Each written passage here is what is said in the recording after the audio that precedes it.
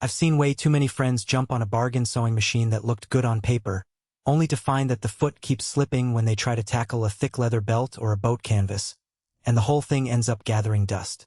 The regret is real, especially when you've already carved out a workspace and set aside time for a project that now sits half-stitched.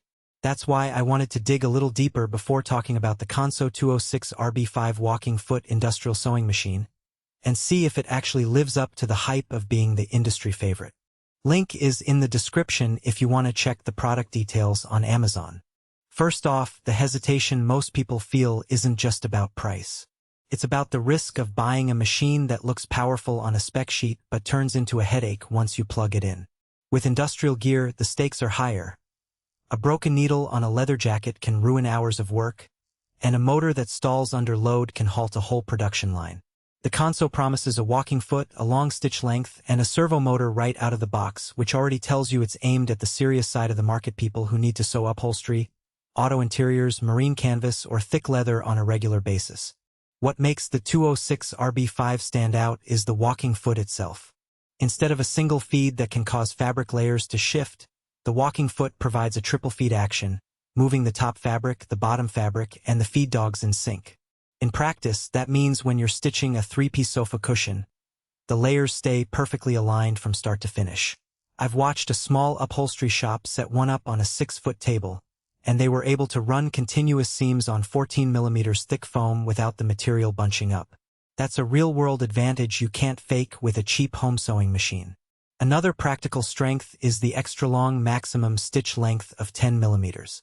Most home machines max out at around 4 mm, which is fine for lightweight fabrics but painfully slow when you're trying to close a leather tote or a boat cover. With the 10 mm option, you can cover distance quickly, saving you minutes on each seam and reducing wear on the needle.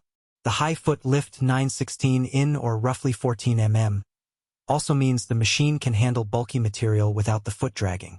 I saw a marine technician use it to stitch a fresh canvas tarp.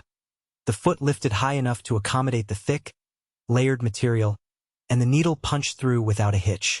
The inclusion of a sturdy table and a servo motor is another area where the value adds up.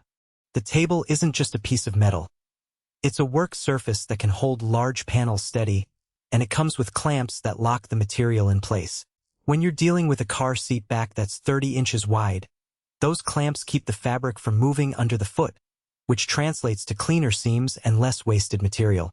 The servo motor, unlike a traditional clutch motor, offers smoother startup and more precise speed control. For someone who needs to switch between a slow stitch for leather and a faster run for canvas, the motor adapts without the jerky pauses you sometimes hear on older industrial machines.